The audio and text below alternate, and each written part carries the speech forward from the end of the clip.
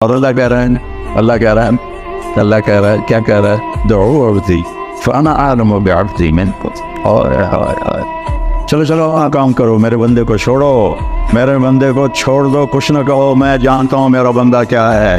इन काना अब्दकुम फशानुकुम बिही, तुम्हारा है तो पकड़ लो, उड़ा दो, मार दो, टुकड़े टुकड़े कर दो। व इन काना अब्दी, अगर मेरा है फमिन्नी व इलैया अब्द, मेरा है तो मैं जानम और मेरा बंदा जा मेरा। मिन्नी व इलैया, मिन्नी व इलैया, अरे क्या मोहब्बत का इजहार हो रहा है नाफरमानों के लिए। या इबादी, या इबादी, कौन कितना प्यारा है इस लफ्ज में, या इबादी, या इबादी।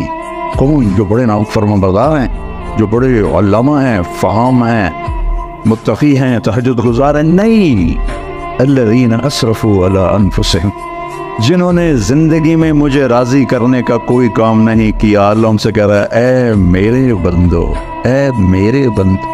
मैं उस लहजे को लाने की कोशिश कर रहा हूँ जो इसमें है, मैं कामयाब नहीं हो रहा। जिस मोहब्बत से अल्लाह इस लफ्ज़ में अपना इजहार कर रहा है, मेरे बंदो, ए मेरे बंदो,